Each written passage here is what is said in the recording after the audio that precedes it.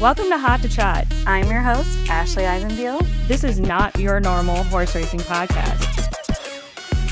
Welcome to a new episode of Hot to Trot. I am Ashley Eisenbeil, your host, and this is our first episode without my co-host, Donnell. But don't worry, I have someone here with me, a special co-host to help me, my dear friend, Sabrina Moore.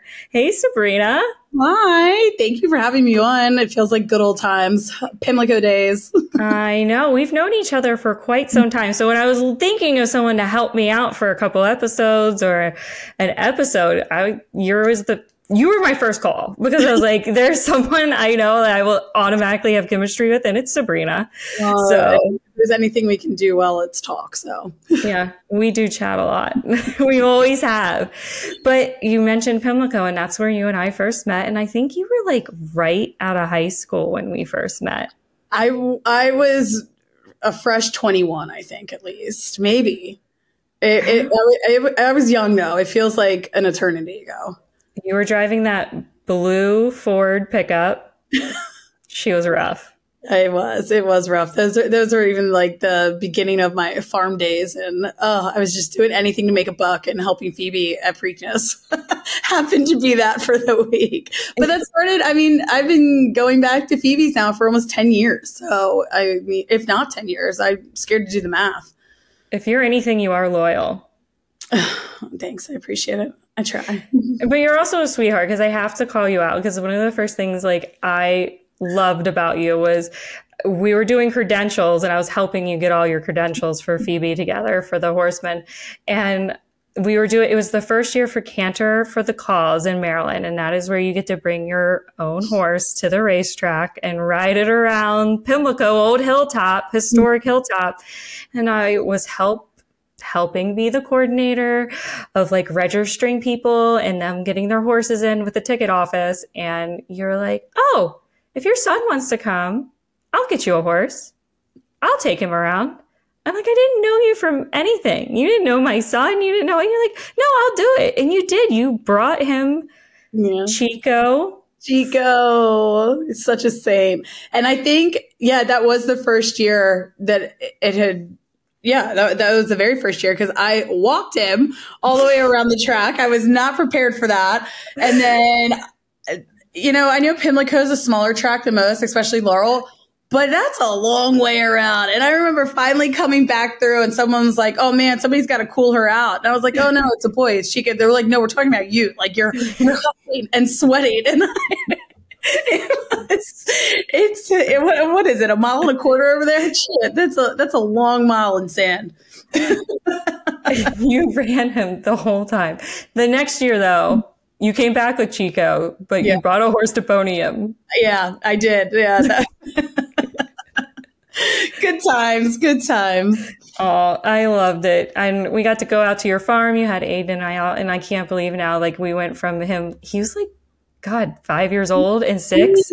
So tiny. Now he's like, I don't know. He's going to be 16 next month. Oh, wow. I thought he was old. He looks, when you post pictures of him, I'm like, no. You can't. Time flies when you're having fun, man. That was a little ragamuffin running around at your farm feeding all your minis. And you had a mini donkey. You had your cow. Believe me, they're all still alive and kicking too. Goats. You had so many goats. Yeah. He had the blast when he goes to your farm. He was so happy. He was loving life. Aw. But more than that, you have accomplished so much in your career so far as a breeder, breeding Knicks Go, Eclipse Award Horse of the Year for 2021, and Breeders' Cup champion. Yeah. He's down in Maryland now, right? No, he's in Kentucky, stands at Taylor Made Farm. So sorry. Yeah. No, you're good. He had his first yearlings go through September sale. His very first crop, I believe he bred, I guess, what is he on now? His third. So he'll have runners next year. So that's really exciting. I forget the average. I should have looked it up. But they were selling really well. They were well received, and they're in some good hands, and we should have some racehorses next year. So I'm really excited to see how they do. And, it's been, when I bred him, it was never, we all want a good horse, right? But I, a pretty modest breeder and farm owner, and, I don't have the biggest budgets, and he was bred on a budget essentially. Obviously we're all, reaching for the stars, but, he, exceeded our expectations by many. And I mean, you couldn't have gotten any better than him. So it was quite an experience. It was great. But with that being said, he's not regally bred. So, there was some hesitation, when he went to the breeding shed of people breeding to him. But I don't know. I think I picked my mares out the same way. I don't think you can go wrong with a hard knocking horse. And, pedigree is a big part of it, but I mean, you don't have those performances, for nothing, and there wasn't a one-hit wonder. He was, solid. He had, kind of an off 3-year-old year, but I mean, he got back together and he did his thing, and yeah, he's one of the best, and we're really proud of him. Yeah. He's broken records, the track record for Breeders' Cup. I mean, he's jumped over milestones, and definitely, had everybody turning their heads at you going, you bred that little gray guy? A little gray guy. He is little. I know he's not little, but no, he's good sized, is what I call him. Hey, small horses are fast too. Don't let anybody tell you different. So you have made some transitions and some life updates. Give me the deets. What are you doing? Yeah. So, I had my own farm in consignment up in Maryland, and I've been doing that for about 15 years, not the consignment, but the farm and breeding. And, especially after, Nick's go, I was like, well, what else am I going to do now? I mean, it's kind of hit the ceiling there, and I'm like, to do it again, it's going to be close to impossible. And I just kind of started thinking about my future, and I decided to move to Kentucky, and now I took a job out there and was managing a farm for a little bit. But, even it seems like it's not quite as fun when it's not your own. So just I'm going to pivot my life all in all. I kind of want to, maybe go to something doing more sales or bloodstock, and just not working so physically hard. Or hosting a podcast with me. There you go. This works too. I got air conditioning and heat when I need it. There's no flies in here, no horses trying to kick me. So we're not filming at like 4 a.m. Yeah, I can do that too. It's just like full watch all over again. Yeah, exactly. I'm used to the abuse when it comes to lack of sleep. So but yeah, so still in Kentucky, trying to find something different, but I definitely want to be involved in the industry and stay there. And I love it. It's hard once you get the itch, it's, you're stuck with it. You really are. I've tried to leave and I've come back multiple times. Yeah. It's hard to leave once you're in racing and breeding. It's hard to go. You just fall in love with the industry. Yeah. I know people that went to law school and have their, taken the bar, and they still come back and they're assistant trainers, or, and you're just like, it makes you wonder, but it's really hard to explain. I mean, and I feel like that's why horse people stick so closely together, because and even in my life, trying to explain it to like my brother-in-law, or I've had, boyfriends that are just like, I don't get this. Like, why? Like, can't you leave? And it's just like, no, you can't. It's not how it works. And if you don't get it, you don't get it. But if you do, you do. And there's no in between. Like I said, I get it because I've tried, and I come back. I end up talking horse racing with like, oh, I'm selling a wedding. No, I'm talking to the groom about Preakness, or I'm talking to the groom about, a pick six. Like, I'm constantly trying to like convince people to buy racehorses on accident. I mean, it just, they act interested, and I'm like, we can get one. You want to get one? Come on. Like, this way. I know what to do. I know where to find them. What one? Let's do. I'm here. I'll let you name it. I would be in as soon as you said I could name it. Right. Exactly. That's usually that's where you get most of them. Well, thank you so much for co-hosting with me as our special co-host as I go through the journey of this Hot to Trot podcast of finding a new permanent co-host, or I don't know. I'm a captain of a ship that I didn't build, but ride it with me. Help me along the way. Take your swim. I'm in it with you. I appreciate that. It's good to have good friends in the industry like you. Oh. All right, well, let's get to our interview. We've had a great time interviewing Justine Howell. She is the secretary for Canter USA, and she's also on the board for Canter PA, and she's been putting together a great showcase of horses for Presque Isle Downs. So I'm excited to let you guys listen in, learn about how you can adopt these horses right off the track. And they're a great program that's really supported by the trainers there at PID. And I think it's just amazing the work they're doing and how the horsemen come together with Canter and they find the right homes for these horses to have their second careers and second chance at the track.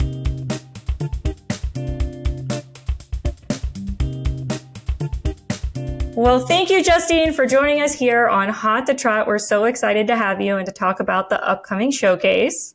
Thanks for having me, guys. It's so good to see you. So, Justine, before we dive into the showcase, can you tell us a little bit about how you got involved in the industry and what eventually led you to get involved with Canter? So I am third generation racing professional. It started with my grandparents back in the 60s and 70s. Both of my parents are retired jockeys, and my dad now trains a small stable up in Erie, Pennsylvania at Presque Isle Downs. So we've basically always kind of been a fixture in the racing community up there in Erie. And I happened to be up visiting my parents in, I think it was 2015. And my dad said, hey, you know, the trainers up here don't really have a retirement program. They're having to do everything themselves. And he said, is there any way that you can help us figure out how to retire these horses? So I contacted Sue Smith. She's been the executive director of Canter, Pennsylvania for a ridiculously long time. If you know Sue, she is a saint and probably the best mentor anybody could ask for. And she said, yeah, sure, take some listings, send them over to me. So that's sort of how we started. And then we launched the showcase in 2016 in conjunction with the HBPA up there. Cool. So tell us what is actually happening on the showcase. That's going to be on October 19th, correct? Correct. So our showcase is now, I think, the only one in the US. I can't take credit for the idea of backside showcases. I think it was actually Finger Lakes that originated that idea. They had one for quite a while. Also, Delaware Park has had one in the past. But what it does is it gives buyers an in-person chance to come and shop the backside. So if you're looking for a horse, we've got usually about 20 to 40 horses back there. You can come right on the backside. We have them all in a barn. You can meet them. You can talk to the trainers. They can give you an idea if they think the horse is suitable for what you're looking for. And it's a really good way to be able to meet a bunch of horses all in one spot. You're not driving around. You can bring your trailer and they can go home that day with you because we have all of the great paperwork that's required, like Coggins and health certificates and everything. So we open the gates at noon. We used to have a shuttle bus that took you from the far parking lot and stuff. We're not doing that anymore. You can park right on the backside. Our security guards are awesome. They get everybody situated. There's plenty of room for trailers as well. So you can come right on the backside, right around noon, come down, meet the horses, and then we do a live presentation of each horse starting at 1. Wow. So does someone have to like qualify to get a horse that day? Is there any like pre-paperwork or things people need to fill out if they're interested? So there's no pre-paperwork that you have to do. The biggest qualification is that you have to meet what my trainers want as far as a home. And our trainers do grill you. They want to know that their horse is going to be fed, that their horse is going to be in appropriate fencing, all of those types of situations. So if you come, definitely expect to have those conversations with the trainers. And myself as well. A lot of times I'll talk to buyers and say, oh, you know, have you considered this or have you considered that? But the mandatory paperwork in order for a horse to leave is a no slaughter, no auction agreement. And I feel like I have to emphasize this every time I talk about the showcase. It's not an auction. There's an assigned price to the horses, and these are not at-risk horses. These are not, if they don't sell today, something terrible is going to happen. They're not at risk. I've known these trainers for a really long time. They're super, super good quality trainers and horses up there. So definitely expect to answer questions from the trainers as to what you want to do with the horse and how you're going to handle them. So Justine, do you guys follow up with these horses after they leave the track when they're with their new buyers? So we do. We have a graduate section on Facebook where we encourage people to follow up, send us information. More than us as the organization, what makes us a little bit unique to some organizations is that the contract is between the trainer and the buyer, not between the buyer and ourselves. So I try to keep in touch with buyers. I reach out, see like, hey, how's it going? More often than not, though, actually, the buyers are loving sending me information. They're like, hey, so-and-so is doing this. We had a little mare that we rehomed maybe 5 years ago now, I want to say, named Daisies in May. And her trainer is not super active on social media or anything like that, but her new people send me updates like fairly frequently. And it's really cool. Every time I run into her trainer, I'm like, oh, hey, by the way, I got an update on Daisy and this is what she's doing. And he can't wait to see the pictures. He's super excited about that. And, he's not a guy that you think is going to be like, how's my little pony doing? Yeah. But he is. He's so excited to know how she's doing and follow up. So a lot of my trainers follow up regularly. And, if we find out that a horse has landed in a bad spot, I work in conjunction with the trainers if they need help to get the horse back. A lot of times my trainers, they just step in and they'll tell me like, oh, hey, we had one recently that was rehomed, I think a year and a half ago. And we saw her show up on a consignment spot on Facebook looking not good at all. And, we let the trainer know, and the trainer just stepped right in immediately, got the horse back. And I just saw her, she had her shipped up to the track so that she could take care of her. And, having seen the horse when we listed her, it was really sad to see her now, but, the trainer's, working really hard on rehabilitation on the horse. So we're there to offer support and a safety net if they need it. But like I said, a lot of my trainers, they spend winters in Florida. They take their horses down, they turn them out for the winter. They keep tabs on them. They're really a great group of people. I want to be one of their horses and go to Florida in the winter. Turn Turn me out in a field, please. Horses. Well, it's crazy because, these horses come up and people have one expectation. I'm like, oh, my colony's a little unique. Like these guys have been out trotting logs and going through water and galloping open fields and things like that. I'm like, they have really good basics. And every now and then, if you're really lucky, you'll go out in the morning and see dressage going on in the gap. Oh, you're kidding. That's so neat. Yeah. Well, and I think that's one thing that a lot of people don't give thoroughbreds credit for, I think. They are so well traveled, and even, there's people that do extra things with them. But just as far as, I don't know how many 3-year-olds you can get that have been through sales, state lines, on trailers for, hours at a time, shipping from here to there. I mean, they're exposed to so much that, it's funny. People get thoroughbreds, I think, and they get a little intimidated thinking they're hot racehorses, but really they have so many miles and so many hours and hours of training and desensitizing that, I mean, they're great. It's so nice to hear though that, they have so much cross training, and I think they, they just blend into their next career so much easier that way. They're adaptable. Yeah. Super adaptable.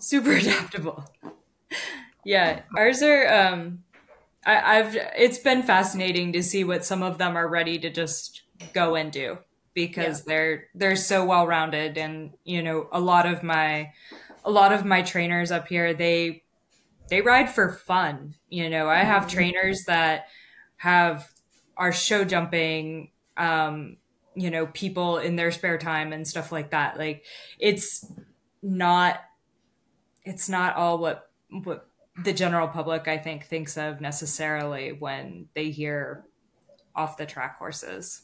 Right. And not all the horses, like you've said, they don't like the track, or it's just racing isn't the life for them. They're going to do something better if they're given the opportunity to do something else. So some of these horses, they're perfectly healthy and fine. They just weren't made for the track. And with us up there, we run on synthetic up there. So a lot of what we have are turf bred horses. And I really don't see very much as far as injuries. We have very few injuries up there. I would say most frequently what I see is maybe some minor ankle rounding or something like that. But as far as major injuries or anything that I worry too much about, we don't have a lot of that up there. And a lot of our horses are actually older. I think that's the thing that surprises some people. They think, oh, I need a 3-year-old. Like, well, I have this very sound, very well-traveled 7-year-old who is amazing. I promise he will do all of the things that you need. Yeah. I do not want a 3-year-old. Exactly. I was just about to say the same thing. I'm like, the older, the better, please. Hand it over. Yeah, it's actually fitting that we're doing this episode today, because I rode for the first time in I don't know, a year and a half today. Went to my friend's barn, and there was a horse that I used to go with her to the races to watch and run. And then I got on him today, and we hacked out. We went through the rain. We went over logs. We went through streams. I mean, it's really cool and special to watch these horses, how far they can come, and really within just a little time. I mean, he was just running 2 years ago, and we've got dogs running in between his legs. I mean, it's really special. And I think, like you said, with the trainers, keeping up with them, and it's important to them to see where they're at and how they do. It's really special. And I think it's great that you guys do this and allow people to, and the track can be intimidating, especially going on the backside all by yourself to come look at a horse. I mean, opening this up, I tell you, I get scared still going back there sometimes. But no, it's, I think this is, the whole thing is just genius. And I can really appreciate what you guys do to get people back there. But I think it also is interesting too that you guys open up the backside, because I don't know how many emails PHRA gets with someone who's like, I got an off the track thoroughbred and I'm wondering if you can give me information on it. And here's its racing name. And I looked it up on Equibase, and I really like to get in touch with the trainer. They want to know everything. And, so I think that's cool, giving someone that insight of what their life was before they came and crossed paths, and now they're home with them. But they're really I've seen a lot of the adopters be really enthusiastically wanting to be involved in their past life and their past career, and learning as much as they can as possible about that. So that's a really cool, concept of bringing them there and actually getting to meet and talk with the trainer before. I think, yeah. So it's definitely, it is a challenging process. If I'm being very real, it is, it's a challenge to put the showcase on. It's pretty much just me at this point. And then my friend Lauren, who's actually a full-time veterinarian, she comes with me one weekend ahead of time to photo. She takes beautiful photos and everything. So we do that. And then I have a remote person, Liz, who is also a veterinarian. They are working in the background, helping me put the catalog together, doing preview videos. And, you know, I'm burning ungodly amounts of PTO time to go from here because I live 7 hours from Erie. So, you know, really? Oh my yeah, God. the commute is, it's something, let me tell you. Yeah, I'd say. So, you know, and before the showcase, I have to be up there basically starting on Wednesday because there's always people adding horses at the last minute because it's the racetrack. You guys know. Nobody has their paperwork in on time. No. So how many horses are going to be in the showcase? So approximately as of right now.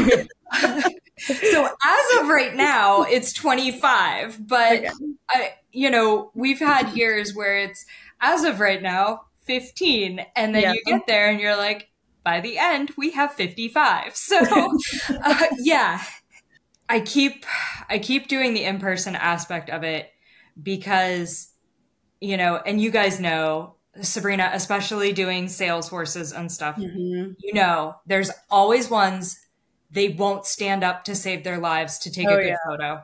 So they can be like people. Some horses just aren't photogenic. And I have unfortunately had to come to the terms with that and also convince a lot of owners that. You know? It's me in the yearbook all over again, except for times 20 horses. I'm like, guys, could we please? But yeah, so my parents had this little gelding back early on in the showcases, and we had him listed prior to the showcase. And this horse, I don't know what happened. Every time we tried to take a picture of him, it was just the most miserable thing. He wouldn't cooperate. He was frustrated. We were frustrated. It was awful. He took the most awful pictures, and they got no calls on this horse prior to the showcase. And I was like, I don't know how my parents are ever going to this horse is going to live with them till the day he dies, for sure. But we did the showcase, and they had 3 buyers for that horse. They had 3 people that wanted him. They sat down and, you know, they vetted each buyer. And then if you talk to my mom about it now, I swear my mom still tears up because she feels so bad that she had to tell 2 people no and choose one person, but she chose somebody that she thought was the exact right person. And, you know, it was just, the horse had a great personality. He really was just, he loved people. He loved, you know, just being with you and in your space, but you couldn't get that in the photos. And, yeah, so he went on, he competed at the makeover. He did fantastic. He was amazing. The little girl that has him, she's conquered the world on this horse. And I honestly don't think anybody would have looked at him if it was just photos online. Right. So I grudgingly do the in-person aspect every year. Is there a way for buyers though to, you know, maybe purchase a horse if they are not able to attend in person? Yeah. So, we do, and people will find this frustrating, we do keep the catalog secret until the actual event. And by secret, I mean we don't publish the horse's registered name, their full pedigree, and the trainer's information, because we try to keep the catalog as true to how it's published for the day of the showcase, so that in-person buyers aren't disappointed. Like, oh, hey, there were these 2 horses I was really interested in, and boom, they're all gone. But immediately after the event, we published the entire catalog, including jockey club names, trainer contact information, all of that good stuff. So you can contact the trainer if the horse didn't sell. We also provide a live feed via Facebook during the event. So you can actually tune in, watch, see the horses, you know, move and jog, hear about their pedigrees. You'll know their names at the time of the event because it'll all be announced. And then if the horse doesn't sell, we get them on the website, we release the catalog. So they are available outside of the live event as well. So your Facebook is Canter PA, correct? Correct. All right. Make sure we get that tag in there. Canter PA, if you want to check it out live streamed virtually on October 19th. So I'd also love to know, is there any horses that you've seen so far that have kind of caught your eye this year? Because you were telling me last year you like fell in love with a horse and you took one home yourself. Yeah. So every year, there's at least one. Going way back, one of my first loves was a horse named Travel True. I think he was, I want to say he was an arch gelding. And I didn't have space open for him. So he went with somebody else. And then this year, there are at least 2 geldings that are super eye-catching to me and one very fancy mare. And I haven't even seen the full catalog yet. The mare, I think she's going to be a more advanced rider. She's going to need a more advanced person, but she strikes me as this super careful, very particular jumper. And she was one that I'm not sure her photos are going to do her justice, really. She didn't really catch our eye until we were having her jog, and just out of nowhere, this mare that didn't want to stand, didn't want to have her picture taken, just dropped her head, rounded her shoulders, rounded her neck, engaged her back end, and just floated the front so nice that Lauren and I were both standing there with like jaws on the floor. Where did this come from? This like fancy, like little Spitfire who's just like, yeah, I own the world right now. The geldings are, super, the one, he's a really dark bay. He's very similar in looks to my beloved Battle Creek. And yeah, if I was looking for Battle Creek 2.0, I would go with this horse. I actually foaled him. I'm not his breeder, but I did foal him. And it was so funny when the trainer brought him out, I looked at him and I was like, this horse looks really familiar. Aww. And then he told me the name and I was like, I foaled this horse. This is why this horse looks really familiar. It's so fun. And I know his mom and everything. And his mom is this absolutely gorgeous, very kind mare. And he is an absolutely gorgeous, very kind horse. We were out there doing all sorts of stuff to him and he was just hanging out and chilling. And, that's my type of ride now. I'm so broken. I can't really. Yeah. That's what I'm looking for. To fall off. It's a long way down nowadays. If something starts to go wrong, you will see me like wing-dinging by their ears before I hit the ground. I'm like, I cannot afford the ground at this point. I'm just like, man, that looks like it hurts down there. No, thank you. And I'm in the pony rides at parks, the little circle. That's me. It was someone leading the pony. On a little tiny one. Mini. They're worse than the big ones, I'll tell you. I know. My worst injury was from a pony, so I don't know. Jeez Louise.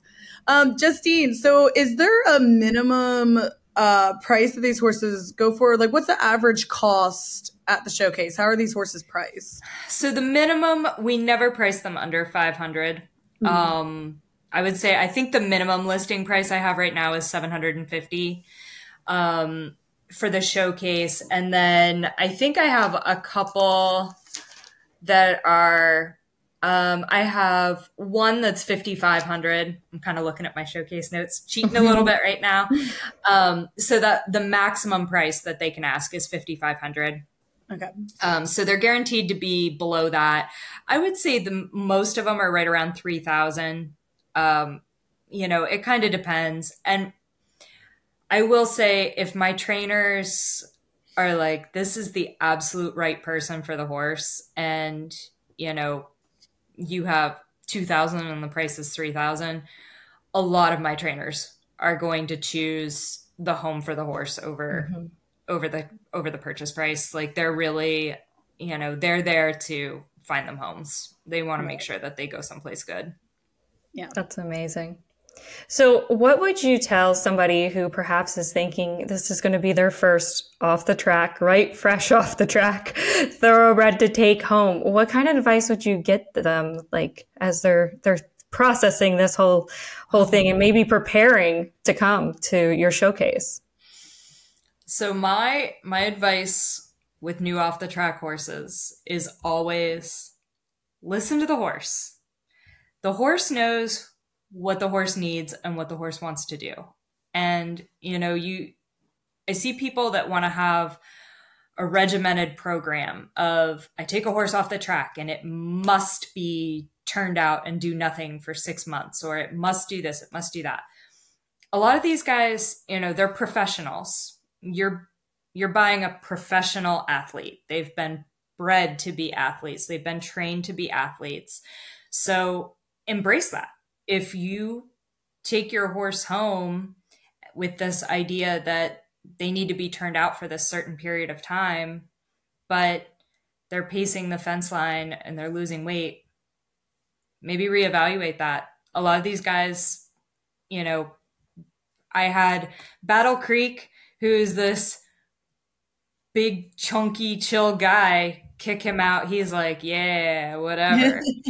My other one that came back, a homebred of mine, he came back from Parks, named Stonegate. That horse, he's a machine. He's an athletic machine. So he came back and he was like, why am I not working? This is ridiculous. So even if I wasn't able to do a lot with him, it was throw some tack on or, do something with him, whether it's, bring him in and out and groom him, go for a lesson someplace, or just get on and walk around the field. It helped him make that adjustment. And now he's with Battle Creek. He's like, oh yeah, chilling, doing nothing. That's great. I like this. But just, listen to your horse. They're professionals. They'll tell you. Yeah, it's got to be a learning curve for them too, coming off the track and all of that scheduling to a whole new different atmosphere. It's a lot different on the farm than it is at the racetrack. So, and sometimes I feel bad because I'm not a regimented person. People always ask me like, why are you a breeder instead of a trainer? I'm like, well, my dad likes getting up really early in the morning and getting into the track at a certain time every single day and doing all this stuff every single day. Me, I'm not. I'm fly by the seat of my pants, live in a constant state of chaos. Yeah. So, you don't like sleep. You might not be getting up as early, but you're not going to bed any earlier either. That's correct. Yes. I mean, I do like to spend 6 months of the year where I'm awake 22 hours a day, but the rest of the time, I'm not getting up at 4:30 in the morning. So. Oh, that's funny. I always say like racetrack hours are inhumane. I don't know how people do it. There was a point in time where I didn't mind waking up at 3:30 in the morning, but not anymore. Penn National's brutal because they train in the morning, but they also race pretty late. Like I think about those trainers and like I don't call anybody like after 11 because I'm like they're probably on their nap. And like napping is half the sleep they get for the day. I know. It's I went up to help my dad run horses up there and I was like, how do you stay awake this late? This is not. So I don't get up early and I don't stay up late either. We're just tired. We're always tired. We have afternoon feed, we have morning feed, we have the vet, and then sometimes the farrier. Other than that, we're sleeping. Don't bother us. And everything that happens in between is exhausting. Yes. It is. Physically and mentally. Yes. Yes. So some of our listeners might not be able to adopt a horse, but they still want to support your amazing program. Is there ways that they can support Canter PA? Sure. If you go on the canterusa.org website, you can scroll down. There's a link to Canter, Pennsylvania, and it will tell you how to donate on there.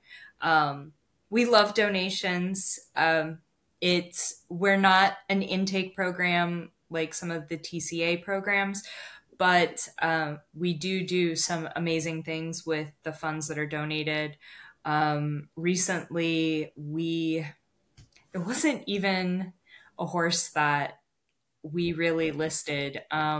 It was supposed to be listed by us, but then the horse ended up in West Virginia. It ran in West Virginia for a little bit and then somehow ended up in Puerto Rico. Mm. And executive director Sue Smith felt really bad, basically, that had happened, that it had somehow just managed to go that way. So we wound up bringing that horse back from Puerto Rico. And so we used donated funds to bring that horse back. And he's been living at Sue's farm. He's not going to be a sport horse of any kind or anything like that. So he's living retired at Sue's. So we thank Sue for that, for her efforts. But that's one of the things that we do. If we have a trainer that's in need, we will try to step into if they're having problems with, like we had with the mare that we had rehomed a little while ago. If that trainer had contacted us and said that she needed some help or support getting the horse, we have funds to help with that. We also use the funds for gelding. If you have one that you want to retire and they're not gelded yet and you're having trouble, the trainer's having trouble affording that, we have a gelding incentive program. We also do educational scholarships. So if you are taking your horse off the track and you're not sure what to do, let us know. A lot of times we can help you get some lessons, help you find a professional. We do also sponsor the Retired Racehorse Project Thoroughbred Makeover too. Our horses get a sponsored division. So buy a Canter horse, we have prizes. So wow, you guys do so much. It's amazing. I applaud you. Aftercare is so important, and getting these horses into the right hands and the right homes when they're done at the track for their second careers is so important to our industry. And I think you voiced today how much the trainers and the industry really does care where these horses go when it's time for them to leave the track. So thank you so much for everything that you do. Again, so everyone who cannot go out on October 19th, you can still help and support Canter PA and donate. So obviously your dollars go a long way here with this program. So super excited. And, it's not hot to trot without putting you in the hot seat. You've been in the hot seat before when you did full cams. So we didn't get rid of it. It's still here. Okay. All right. I'm hot. I'm ready, baby. Rapid fire questions. You just answer first thing that comes to mind, and we're going to hit you with some randos today. This is so dangerous. I know. Would you rather smell like skunk all day or have the taste of onions in your mouth? Smell like skunk. What? Oh my gosh, there's no way. And people will leave me alone, man. I guess. Oh, I hate skunks. It's a smell. Oh my gosh. And you can't smell. It's like, I swear you can smell it through walls and everything. It's true. It's pretty putrid. It very much so is. Okay. What is your most used emoji? Oh, probably the laughing face or the melting face. I started using the melting face, but mine's always the girl with her hand up on her head. Oh, face palm emoji. I do use that, but I think lately it's been, how is this happening? Yeah. Like, I'm half alive. I'm hanging in there. That's that face. What are 3 items in your purse that you cannot live without, and it can't be your phone or your wallet? Oh, my purse is really tiny. I don't have 3 things in it, I don't think. All right, well, then just give us one. The only thing that rides around, the only thing that rides around in my purse is my AirPods. So those, and the keys to the vet clinic that I manage. So gotta be able to get into work and gotta have my AirPods. But everything else, the only other space in there is my wallet. There you go. What is your favorite city to visit? Oh, Lexington, Kentucky. Hands down. No contest. Unless we're going international, and then it's Vienna. Okay.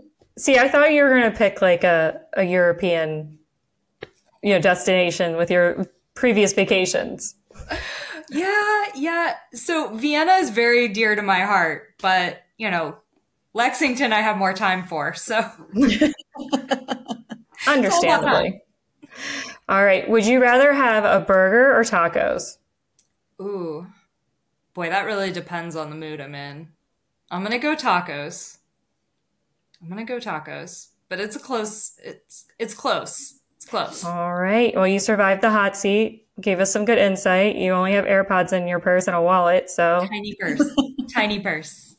Not me. I carry around a duffel bag of life. I feel like it's the Mary Poppins bag. You just keep digging and I keep finding things. I used to have that, but I downsized because I got this new purse and it's very tiny. Made me, commit to certain things. I'm with you. I carry my ID and my debit card, and that's it in my pocket. It goes nowhere else. Yep. I'll lose my purse. I lose everything. Like, the more stuff I have, the more it gets lost. So I have two things to be accountable for, and that's it. I'm the worst girl ever. That's all right. You're light travelers. You guys come to me when you need the Tylenol, the hand sanitizer, and all the other things. Yeah. Fair. Yeah. A phone charger, Sabrina. You got me there. That's how we know. Yep. Well, that's it for Hot to Trot. Remember, come out to Canter. So at Erie, PA, at Presque Isle Downs on October 19th. What time does it start, Justine? Gates open at noon, and horse presentation starts at 1. Fantastic. And also remember, if you can't attend in person, you can always donate to Canter PA online. So check out their website, and we'll have all that information in the description below on this episode. So thank you, Justine. So grateful for everything you and the ladies at Canter do. I can't say enough about what a great program you guys are doing. Thank you so much for having me on. I really appreciate it. And we definitely need help spreading the word on the showcase. So I really, really appreciate all the help you guys are giving me. No problem. We'll talk to you soon. Thanks for listening, and thank you to the Standardbred Breeders of Pennsylvania for sponsoring Hot to Trot. We'll see you next time.